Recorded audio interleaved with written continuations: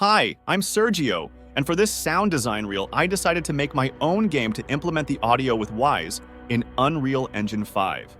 This is a simple wave-based first-person shooter made out of free assets to provide some visual context and a certain vibe for the audio.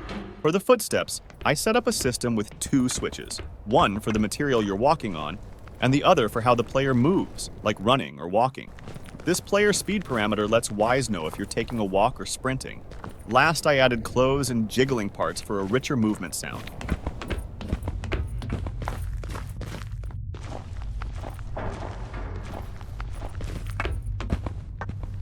While I was working on our character sounds, I also tackled the sounds for our enemies.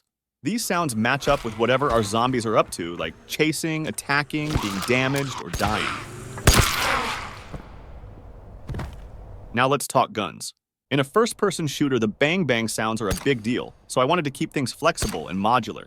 I have events for shooting, dry shooting, handling magazines, and bullet casings hitting the ground. To make the gun sound more real, I added a switch system that changes shot tails indoors and outdoors based on where the player is standing.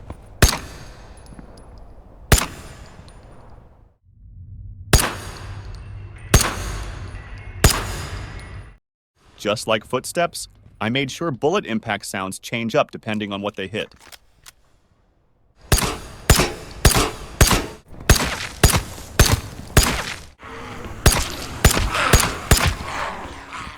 After a bunch of playtesting, I decided to add an explosive barrel with a countdown that does some area damage and knocks everyone around. For the sound, I made sure that the pressurized gas sound before the boom was spot on. And when it goes boom, I made a blend container to make sure it sounds great even from far away.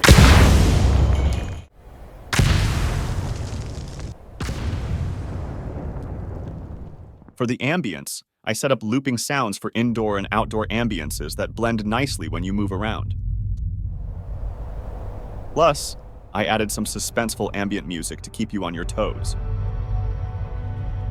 To make sure it all sounded good, I used Wwise to manage 3 auxiliary buses for different reverb zones, inside, outside, and halls. I also sprinkled in some props and background sounds to make the game world more lively. Finally, I added a system that changes the world's sounds based on the player's health. When health gets low, you'll hear this fainting effect achieved with delay, and some automations while the player's heartbeat speeds up, just to make things a bit more intense.